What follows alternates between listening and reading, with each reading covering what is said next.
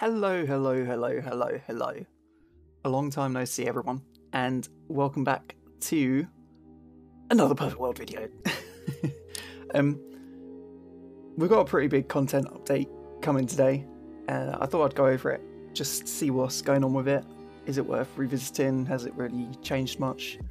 And give you guys my opinion on, is it worth coming back after a lengthy get out?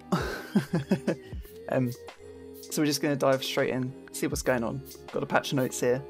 I would prefer to do this all in game, but currently the game's in maintenance, so hopefully this video will be able to get out before maintenance and a few of you can get an idea of, is it even worth updating the game for?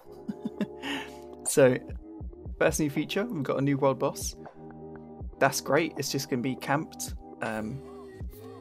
Commander Haspen will spawn every 2 hours between 3 and 12 o'clock from Thursday to Sunday. Yeah, I imagine that's going to be a very competitive boss, especially with the frequency. I'm not sure about its drops. I doubt it's on the database yet, but if it's the same as any world boss, then I don't know. There might be a chance to it, but we'll have to wait and see with that. Character Simulator has been added to the Functions tab of the menu. Basically, you can mess around with your attributes or your gear or skills and see how it affects your health, your mana, your damage, I assume. Basically, it's like a gear preview.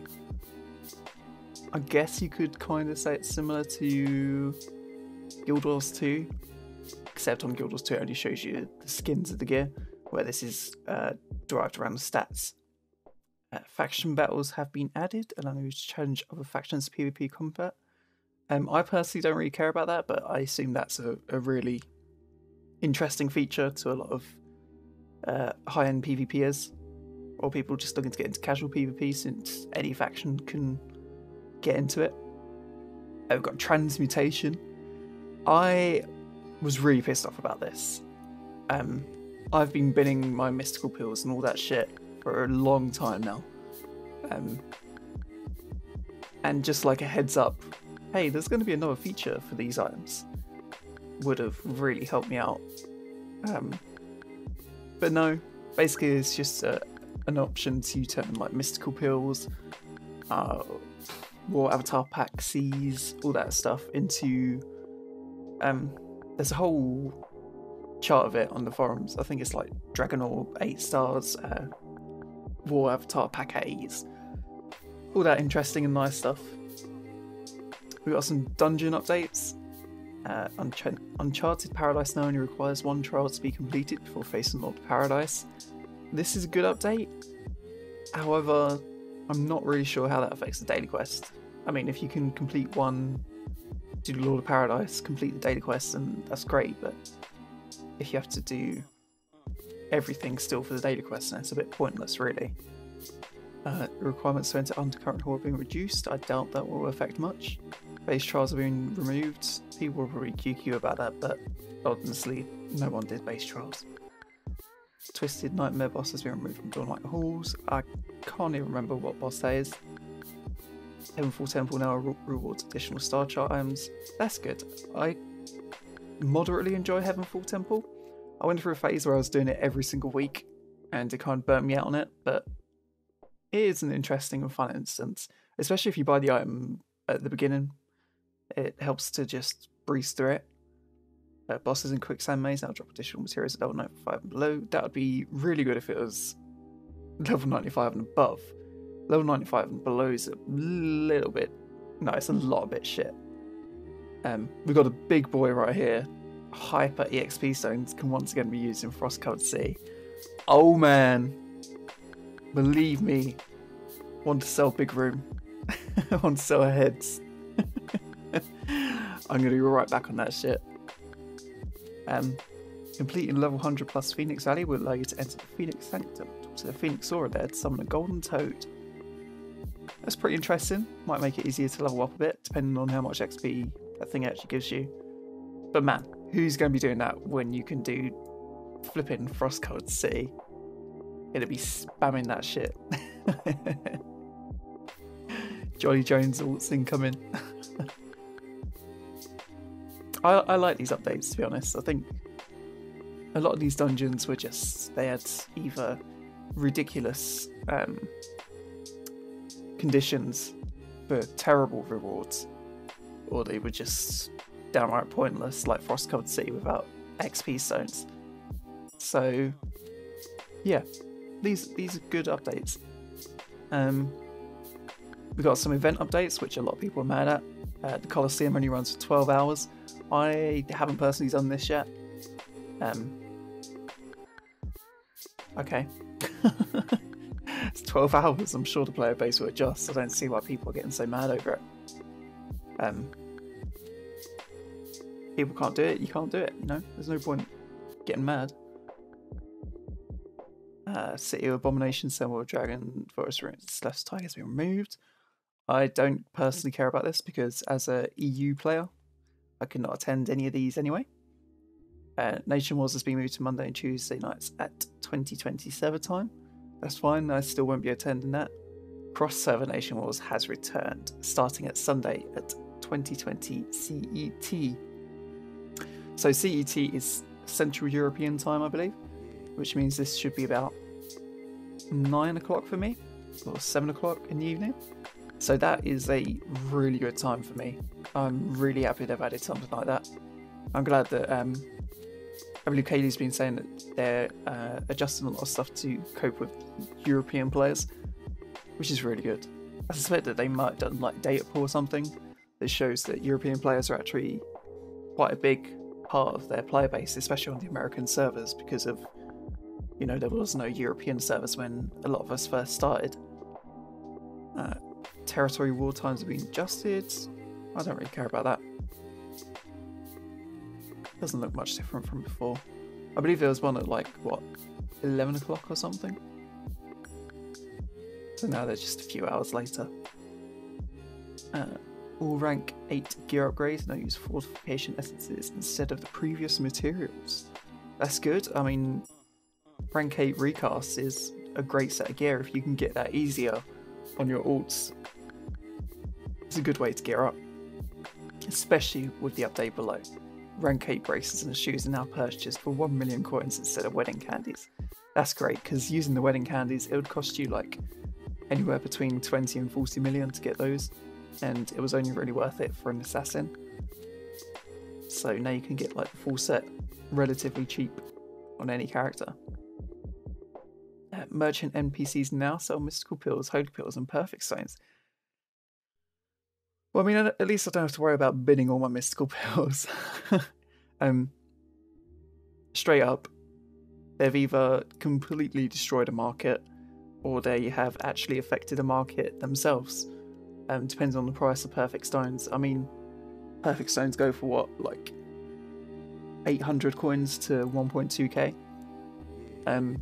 If this is anything more, then they've directly upped the market with their own influence. If it's anything less, then they've directly fucked the market. Either way, they shouldn't have added this because, you know, it's always been their stance that they don't have anything to do with the market and everything, and perfect stones are a very big part of the market. So, I mean, at least don't have to worry about supply, but supply was never really an issue with perfect stones. You know, if you had 1 times 2, the whole supply would be there for like the next 6 months. So I'm not sure how I feel about that. You can now batch craft any stackable item, creating the entire stack at once instead of crafting each item at one time. Yeah, that's great. Quality of life update. I mean, I didn't mind. I used to just, if I was crafting a lot of things in one go, I'd just put it on, go do something else, make some food, you know, get a drink. The primordial blood cost of the Undercurrent Guardian has been reduced from 6 Undercurrent coins to 1. That's good. Might give people more reasons to do Undercurrent, especially with the reduced requirements. Undercurrent Guardian now sells Barbaric Blood for 2 Undercurrent coins. Yeah, that's good again. I mean, I certainly need Barbaric Blood, so I'd be open to doing Undercurrent Hall every day for the rest of my life.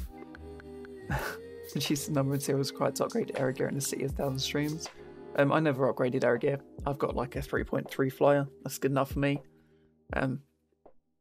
But you know, another quality of life. Maybe it's more accessible to players. Items crafted at the Spirit of Forge or Dustfall Spirit of the Forge no longer require cut stones, but the coin cost has been increased. Yeah. I mean, Jiankun stones, the supply of them is not always great, especially when they haven't been on sale for a while. I don't agree with increasing the coin cost. As someone who has struggled as a free-to-play farmer, I've never been a merchant, not in any game before, just because I don't enjoy that sort of stuff. I don't enjoy buying and selling, or leaving my PC on for days at a time just to try and make a bit of profit. It's just, I enjoy playing the game. So I mean, that's bad for me because there hasn't really been any real way to make or to generate coins in the game thus far since a lot of the nerfs. I mean, with a lot of these new updates, I assume that, you know, coins won't really be all that necessity. They won't be a necessity. Englishly good. And you know, I think they're trying to phase out coins as a means of upgrading, whereas everything kind of requires a new system to upgrade, which I'm all for. Although I don't really see a means to an end, especially on the PvE side. PvP, of course, you know, you just want to get better and better and better, but PvE, like, what am I getting better for? They're getting great updates, but, you know, what's the point of it? What's the point of it all, man? Why are we doing this? Anyway, let's carry on. Perfect tokens can no longer be exchanged for mysterious pages or advanced pages. Mysterious pages now drop from the final bosses in Sea of Torment and Abaddon. Yeah, I mean, alright. It's certainly not going to bring back the book market that we had when we used to farm Sea of Torment and Abaddon, but, you know, I guess it's another way to potentially make money. I don't really think it will affect anything. I know many people have already been hoarding these mysterious pages because we've had this information for like a week now. So initially I doubt there will be a market for it. It might turn into one, but who knows. What else we got? Level 1 glyphs are now purple in colour instead of orange. Yeah, okay. Purple's better than orange anyway. Stacking quality of life, more stacking quality of life. New title quests. XP spirit and item rules have been increased for bounty hunter quests. Oh, excuse me. Level 40 to 99 quests now also order items such as mystical and holy pills. XP, Viti, and item rules have been increased for private world daily quests. Yes, good. We always need a boost in these, especially Viti. At some point during the quest chains, it just takes a standstill. It's like the EXP curve when you're leveling. It comes to a huge wall. It's very difficult to overcome it. Increase XP and Spirit Wars the Crazy Stone quest. Yeah, that's pretty good. I mean, assuming that you didn't increase it by like 1%, then that's pretty good. Something like 25% would be quite beneficial. The quest Dark Emperor's Fate Star Chart now rules 5 Stargate chests up from 1. I assume that's the initial Star Chart quest, which is pretty pointless to most of us. But if you're a new player, then, you know, that's good for you. I think with a Starglade chest, you can potentially get any type of, or any quality of Star Chart. The quest Coming of Age Warriorhood now. Yeah. Alright. 5 more Mirage Stones. Great. You can now spend 6 times Sea Stingrays to take a weekly quest to kill the Lord of Paradise in Uncharted Paradise. That's pretty good. You can now spend 6 Dawnlight Feathers to take a daily or weekly quest to kill Nachaveda in Dawnlight Halls on Judgment Mode. That's great, although still Judgment Mode is quite inaccessible to the majority of people because of how hard it is. Completing daily quests for Endless Universe will reward a random Sage or Demon skill book for your class. That's brilliant. Like, that is really good. Assuming these aren't bound to your character when you receive them, like everyone and their mothers is going to be running assassin. You're going to get literally 10 assassins in one squad trying to get fucking twin strike and puncture wound and stuff like that. But no, that's good, that's good. Even if they are bound, like, they're still very useful.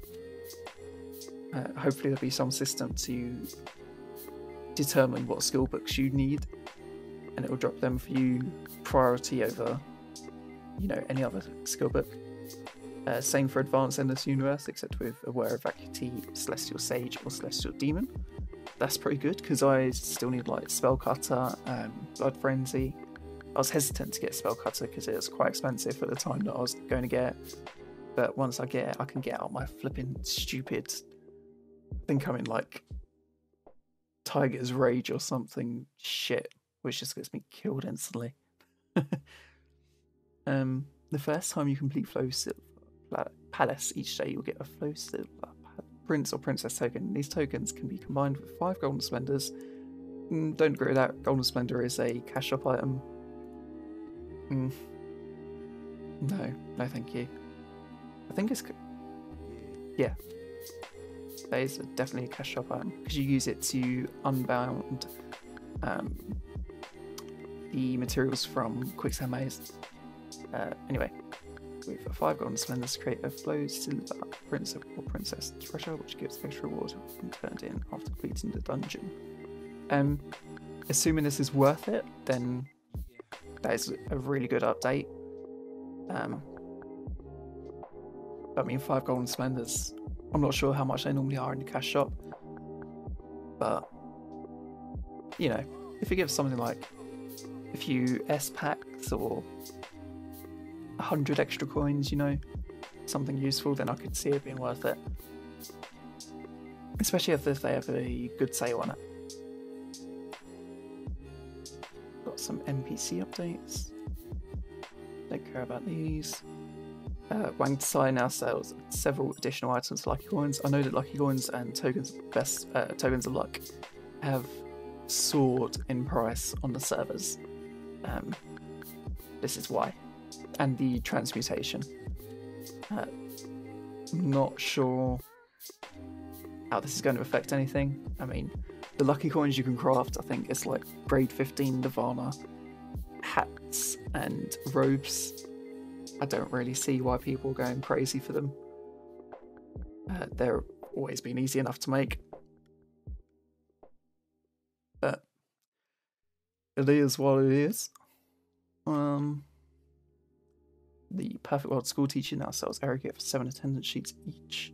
That's good. I mean, just make alts, log in for a week, grab a flyer, easy Jolly Jones. GG. 2 new interactive actions have been added: show affection and adore and love. Alright.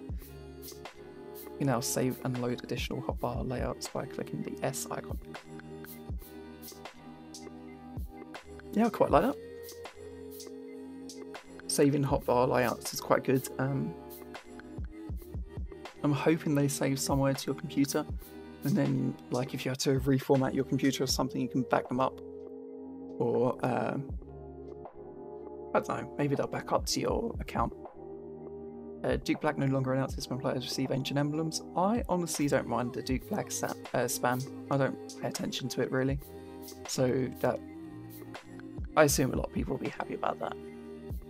The tooltip for the spirit stat has been rewritten to clarify its effects. The cultivation system has been renamed to the reflection system to avoid confusion with spiritual cultivation. Duke Black will now announce the server when a piece of gear is refined to +9 or higher. That's great. I love that. You'll be able to find all those cheeky people who've still got, like, a huge stash of +10 orbs from the glitch. New meridians now unlock at every level above 40 instead of every other level. Interesting. I don't know if that will affect anyone who's maxed it like myself, but I don't know. The requirement to enter Mariah has been reduced to level 85. All quests and monsters in Mariah have had their levels reduced to match. That's really good, because I think there's an item which doesn't boost you to the level you need to be to get into Mirai. So that would be good to get your EXP up, especially if they run in a Legacy Mark promo or something like that. So that's very good. A bunch of skill updates. I don't really care about any of these. Focus Mine and Tidal Protection now show 120-second cooldown. That's fine from me. I mean, Tidal Protection was really, really, really strong. And for a long time, Assassin was the only class with something like that. So, you know, it doesn't bother me. I don't really play any of the other classes apart from Blade Master, so they don't really interest me. Apart from the Psychic, obviously. I saw a really good comment that said, that's karma. Yeah, I agree with that. It's definitely karma. So, we come to the final conclusion. Do I think it's worth coming back to the game for? And the answer to that is 100% yes. I think that all of these added together, while not all great updates, a lot of them are so marginally better than the content used to be previously, that it is really worth checking out, at least for a little while, just to see how everything kind of falls into place, see how the new markets adjust, see how everything reacts, see if you can make some money by farming mysterious pages. Transmutation's going to be really good. You get a lot of useful items from that. So yeah, I really think that it's worth checking out. Might not be worth like coming back to the game full time, but it's definitely worth updating, jumping in, seeing what's going on, seeing if there's any other little bonuses added in, as there normally is, due to the nature of China just sending a patch and translated notes. So yeah, I hope you guys found this video a little bit useful and you are inspired to jump back into the game. Honestly, these updates are going in the right direction, and hopefully they can continue going in this direction, because, you know, there's not really been anything to buzz about for a long time. So yeah, there we have it. Sorry for the absence. I hope you guys can forgive me. I'm still trying to get everything back on track. I'm not going to be back full time just yet, unfortunately, but I'm trying my best to get everything back in order to start doing YouTube as often as I was in the beginning. So, you know, hold tight. Anyway, thank you very much again for the final and ultimate time. I will catch you guys next video. Peace.